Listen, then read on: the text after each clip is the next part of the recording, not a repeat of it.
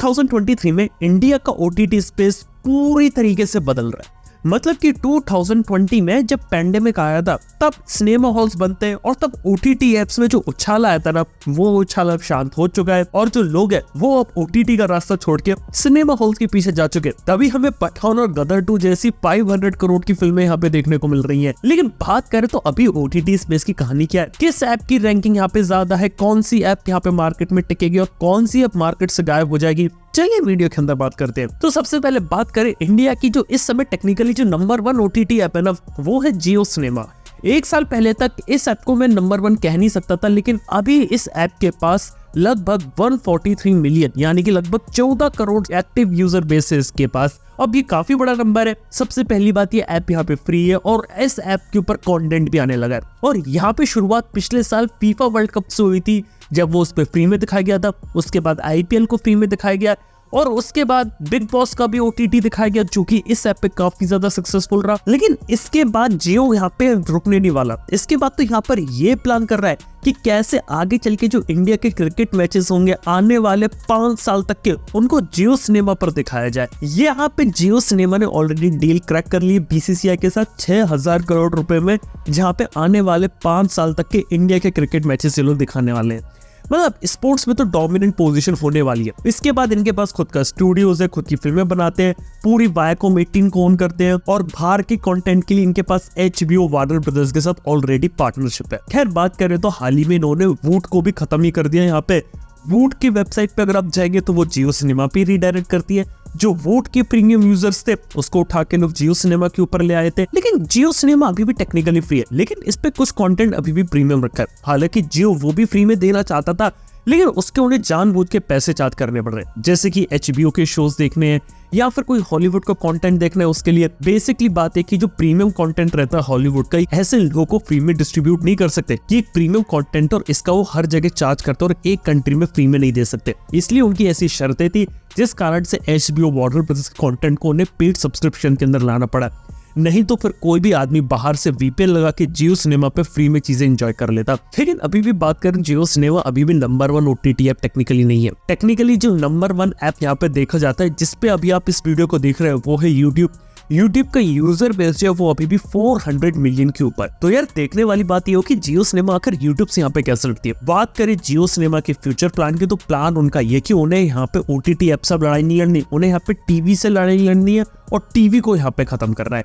इसलिए शोज ला रहे, मूवीज ला रहे, खुद का स्टूडियो बना रहे हैं, बड़े बड़े डायरेक्टर के साथ काम कर रहे हैं और सारी बड़ी फिल्में, सारा कंटेंट अपने प्लेटफॉर्म के अंदर ला रहे, ताकि जो लोग हैं वो उनके प्लेटफॉर्म पर ही फिल्में, मूवीज, टीवी शोज देखे, बाहर कहीं पर नहीं जाए। और देखा जाए तो हर एक के टेस्ट के लिए यहाँ पे काम किया जा रहा है। किसी को स्पोर्ट्स पसंद है, वो किसी को हॉलीवुड का कंटेंट पसंद है, किसी को बॉलीवुड पसंद है, किसी को रीजनल पसंद है, वो सब देखने को मिलेगा। यहाँ तक कि ये लोग किड्स सेक्शन को भी इंट्रोड्यूस करने वाले हैं, जिस कारण से बच्चों के लिए भी जियो सिनेमा पर कुछ ना कुछ होगा। लेकिन वही बात करें, जियो सिनेमा का जो सबसे बड़ा नुकसान यहाँ पे जिस ऐप को हुआ है ना, वो ऐप है हॉटस्टार। पहले नंबर 1 हुआ करती थी क्योंकि वो क्रिकेट के दम पे इंडिया में नंबर 1 बन के बैठे हुए थे और IPL इन्होंने बहुत बेनिफिट दिया था। लेकिन जैसी IPL गया, इनकी पोजीशन यहाँ पे खिसक गई। 89 मिलियन इनके पास यूजर बेस है और ये यूजर बेस अभी वर्ल्ड कप के जाने के बाद और ज्यादा नीचे गिरेगा, क्योंकि हॉटस्टार से लोग धीरे धीरे दूर यहाँ पर भागने लगे हैं और इसका रीजन जियो सिनेमा है। और इससे लड़ने के लिए हॉटस्टार ने भी कुछ यूनिक चीजें करी,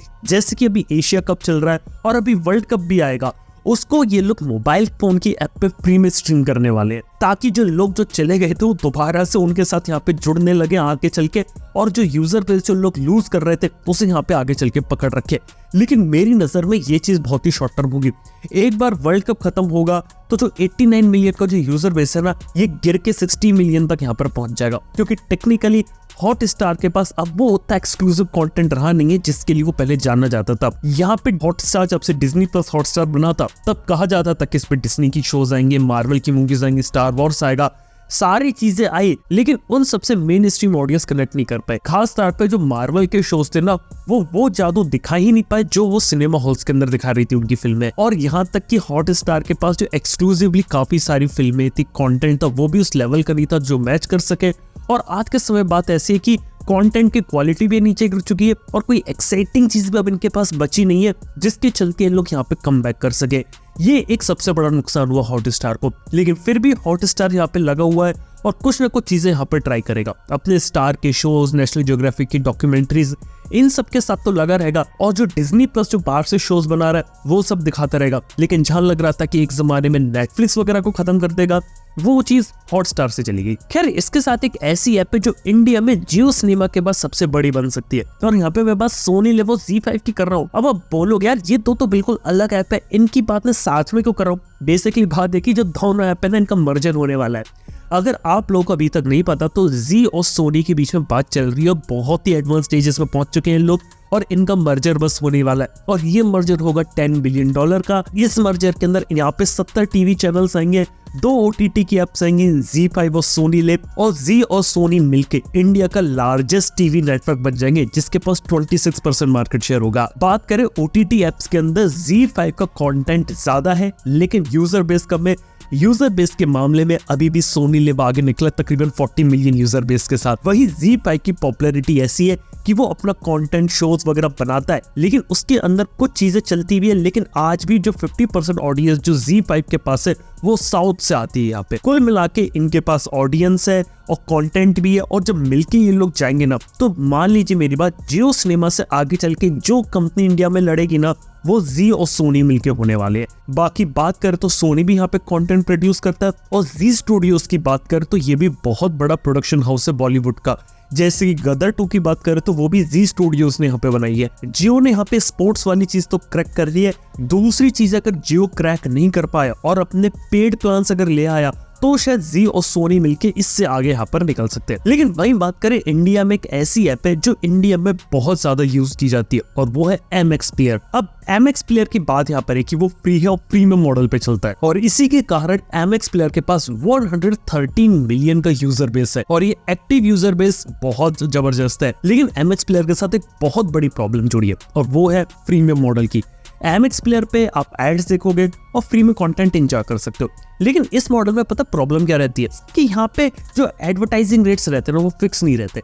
कभी बहुत ज्यादा हाई होते हैं, कभी काफी ज्यादा लो हो जाते हैं। इसीलिए किसी भी कंपनी को अगर लंबे समय तक सस्टेन करना है ना, तो एड्स पे ज्यादा रिलाई नहीं कर सकती। उन्हें अपना कोई ना कोई प्रीमियम प्लान वगैरह यहाँ पे लाना पड़ता है। ऐसे ही बात कर तो MX प्लेयर देखा जाए तो यूजर बेस में आगे थी, इसलिए अमेज़न की नजर यहाँ पे MX प्लेयर पे पड़ी थी कि क्यों ना हम MX प्लेयर को भी अपने अंदर ले ले। ये डील बस होनी जा रही थी, लेकिन यहाँ पे डील कॉल ऑफ हो गई, और उसके बाद अभी MX प्लेयर ये देख रही है कि इसको कहीं से फंडिंग वगैरह मिल जाए, जहां से अपने अंदर चेंजेस वगैरह करके आगे मार्केट में लोग सरवाइव कर सके। क्योंकि इनके पास यूजर बेस तो है, लेकिन यहाँ पे रेवेन्यू वगैरह कम ज्यादा होने के कारण कई बार ये उतने अच्छे तरीके से शोज प्रोड्यूस नहीं कर पाते। एक एग्जांपल की बात करूं, MX प्लेयर का जो सबसे पॉपुलर शो था वो था आश्रम, लेकिन उसका सीजन 4 के बारे में अभी तक ढंग से इन्फॉर्मेशन नहीं आ पाई है। तो यार ये काफी सारी दिक्कतें जो यहाँ पे प्रॉब्लम फेस कर रहा है MX प्लेयर। उसे यहाँ पे आगे चल के प्रीमियम से पेड सब्सक्रिप्शन पे जाना पड़ेगा, या फिर ये हो सकता है कि MX प्लेयर किसी के साथ यहाँ पे मर्ज हो जाए। क्योंकि अभी तो जियो जैसे यहाँ पे फ्री में चल रहा है, लेकिन जियो के पास ये कि उसके पास पैसा बहुत है, वो लंबे समय तक फ्री चीजें दे सकता है। और मैं आपको बता सकता हूँ 2025 तक मेजॉरिटी जो प्रीमियम एप्स और दूसरी एप्स आपको देखने को मिल रही है ना, ज्यादातर यहाँ पे बंद हो जाएंगी। अब मैं बात करता हूँ आप लोगों से नेटफ्लिक्स की। नेटफ्लिक्स का जो यूजर बेस है वो इंडिया में 46 मिलियन है, लेकिन बात करें तो नेटफ्लिक्स यहाँ पे लिटरली काफी अच्छा परफॉर्म कर रही है। लेकिन यहाँ पर खास बात यह कि सबसे महंगी सर्विस होने के बावजूद भी एक काफी अच्छा यूजर बेस उन्होंने क्रिएट कर रखा है। लेकिन वो यहाँ पे अब उन्हें पता था कि यूजर बेस अब उनका बढ़ेगा नहीं, और उन्हें यहीं पे कुछ ना कुछ करना पड़ेगा। तो उन्होंने 2 ऐसी चीजें करी जिस कारण से वो पैसा भी ज्यादा बना सके, प्लस जो कंटेंट जिस स्पीड से प्रोड्यूस कर रहे थे ना, वो भी बना रहे। पहली चीज तो जो पासवर्ड शेयरिंग रहता है ना, वो उन्होंने यहाँ पर रोक दी। बेसिकली पता है यहाँ पर क्या हुआ कि जो पासवर्ड शेयरिंग हुआ करती थी ना, लोग अपना पासवर्ड शेयर करते थे, इस चीज को यहाँ पर रोक दिया गया। ऊपर से ये लोग बाहर एक अपना एड सपोर्टेड प्लान ले, जिससे वो इंडिया के अंदर भी ला सकते हैं, जिसके अंदर बात की जाए तो जो लोग है वो एड देख सकते हैं और फ्री में अपनी सर्विस का यूज कर सकते हैं। यानी कि मोबाइल पे आप एड देख रहे हैं और साथ में आप कंटेंट को यहाँ पर एंजॉय कर रहे हैं। ये एक चीज यहाँ पर नेटफ्लिक्स ने इंट्रोड्यूस करी, जिससे उनका रेवेन्यू बूस्ट हो सकता है। इसके साथ ही नेटफ्लिक्स ने एक और काम किया, बड़े बड़े डायरेक्टर्स को साइन करके अपने अंडर लेकर आया जाए और उनकी फिल्में दिखाई जा सके। और वो ये भी नजर रखते हैं कि मार्केट में कौन सा स्टार चल रहा है और उसकी फिल्में उठा लो। जैसे की बात करें, इस समय शाहरुख खान नंबर 1 पे चल रहे हैं, तो उन्होंने ऑलरेडी जवान फिल्म की जो डिजिटल राइट्स होती है नेटफ्लिक्स 250 करोड़ में खरीद चुकी है। और देखा जाए तो इस हिसाब से नेटफ्लिक्स काफी अच्छे तरीके से चल रहा है। वो ये देखता है कि मार्केट में कौन सा कंटेंट चल रहा है, उसको यहाँ पे कब्जा करो।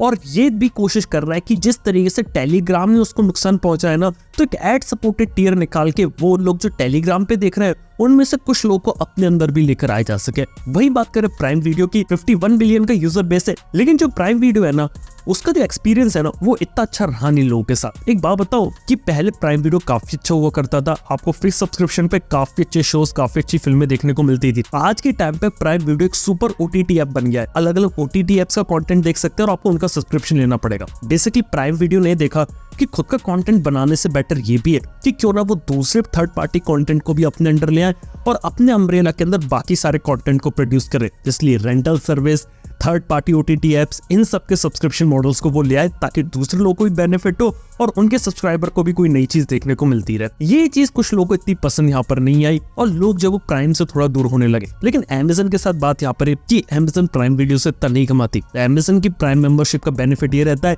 कि लोग प्राइम वीडियो के चक्कर में प्राइम मेंबरशिप ले लेते हैं, लेकिन बाद में जब अमेज़न से शॉपिंग करते हैं उससे अमेज़न ज्यादा कमाती है, इसलिए अमेज़न को इससे ज्यादा फर्क पड़ता नहीं है। इसलिए देखेंगे तो नंबर ऑफ शोज, जो क्वांटिटी ऑफ शोज है वो भी इन्होंने थोड़े से यहाँ पर कम कर दिया और ऊपर से नेटफ्लिक्स जैसी स्ट्रेटेजी भी अपनाते हैं, दूसरी फिल्मों को भी अपने प्लेटफॉर्म पर लेकर आते रहते हैं, रेंटल सर्विस के अंदर भी चलाते हैं और भी अलग अलग चीजें इन लोग करते रहते हैं। लेकिन प्राइम वीडियो देखा जाए तो मार्केट में उतना इंपॉर्टेंट प्लेयर रह नहीं गया जितना वो पहले हुआ करता था। इवन कुछ बड़ी बजट शोज उन्होंने बनाए थे, लॉर्ड ऑफ द रिंग्स और सिटाडेल जैसे, वो भी यहाँ पे मार्केट में फेलियर रह गए।